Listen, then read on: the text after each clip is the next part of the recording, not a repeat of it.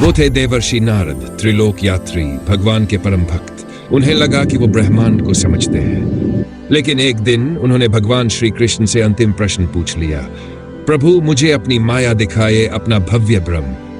कृष्ण मुस्कुराए और नारद की दुनिया उलट पुलट हो गई। आगे क्या हुआ?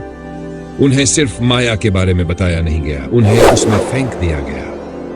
एक सफर जिसमें एक खूबसूरत स्त्री, एक परिवार, एक विनाशकारी बाढ़ और होश उड़ा देने वाला रहस्योद्घाटन शामिल था। यह सिर्फ एक कहानी नहीं है, यह स्वयं भगवान द्वारा ब्रह्म का एक मास्टर क्लास है। जानिए ये माया का जाल कितना गहरा है।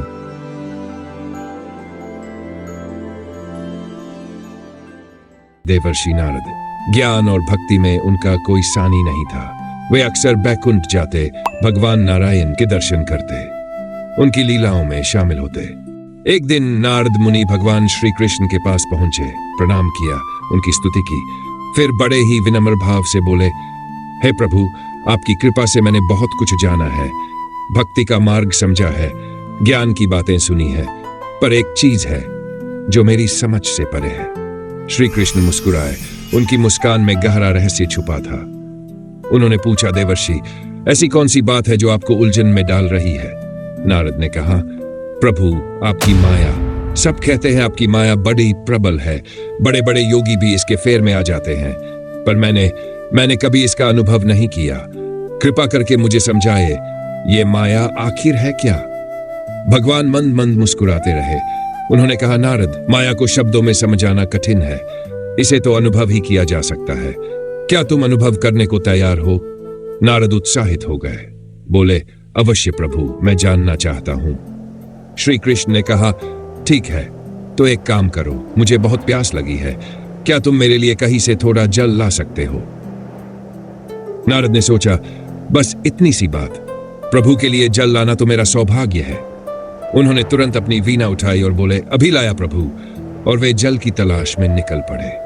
उन्हें क्या पता था कि यह साधारण सा काम उन्हें कहां ले जाने वाला है। नारद मुनि कुछ दूर चले, चलते गए। दोपहर का समय था, धूप तेज थी, धरती तप रही थी। नारद को भी प्यास लगने लगी, उनका गला सूखने लगा। दूर दूर तक पानी का कोई स्रोत नजर नहीं आ रहा था। प्रभु ने भी क्या काम सौंपा, नारद ने मन में सोचा। आसपास कहीं पानी दिख ही नहीं रहा। तभी उनकी नजर दूर एक गांव पर पड़ी, हरे भरे पेड़, कुछ घर, उन्हें आशा बंधी, चलो वहां अवश्य जल मिलेगा।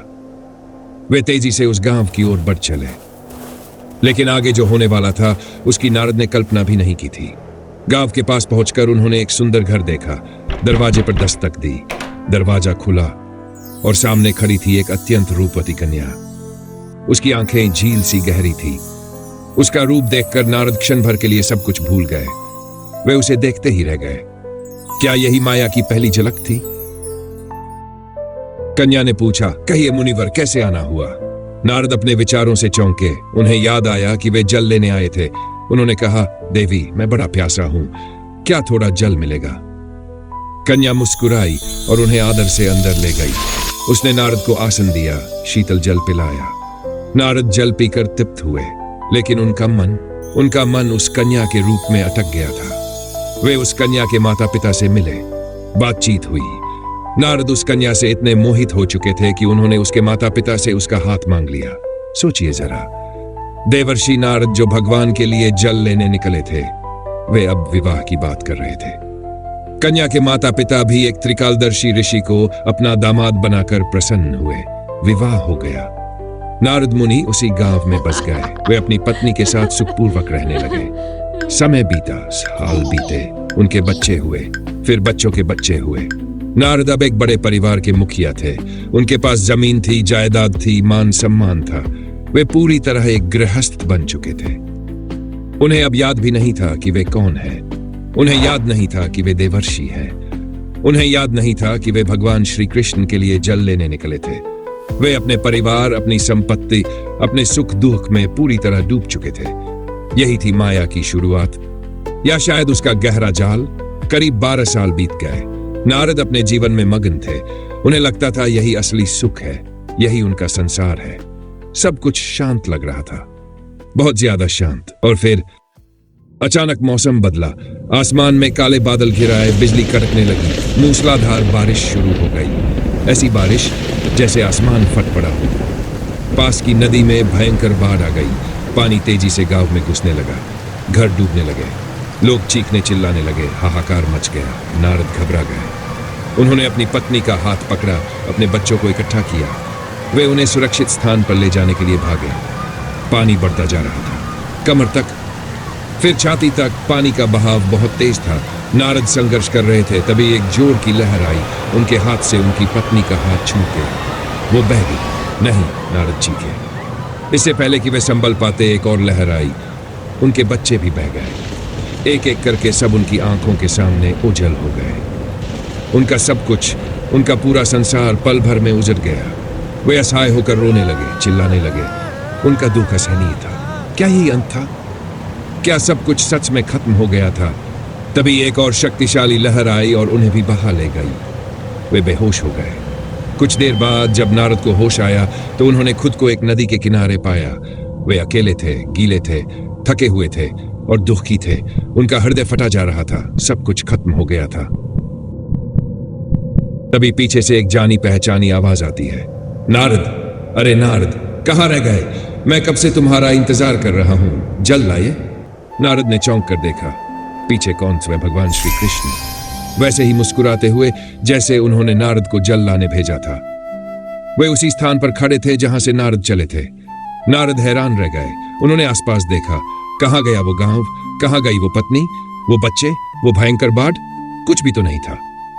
दूर दूर तक सूखा मैदान था। नारद को समझने में देर नहीं लगी। वो 12 साल का जीवन, वो शादी, वो परिवार, वो सुख, वो भयानक बाढ़, वो विनाश, वो सब कुछ सिर्फ एक भ्रम था। वो सब कुछ उन कुछ पलों में घटित हुआ था, जितनी देर में कोई जल लेकर लौटता है। नारद मुनि की आंखों से आंसू बह निकले। वे भगवान के चरणों में गिर पड़े। प्रभु क्षमा करे, अब मैं समझा, यही आपकी माया। ओ, कितनी शक्तिशाली, कितनी वास्तविक। इसने मुझ जैसे ज्ञानी को भी भ्रमित कर दिया। मैं तो अपना कर्तव्य, अपना स्वरूप, आपको सब कुछ भूल गया था। भगवान श्री कृष्ण ने नारद को उठाया।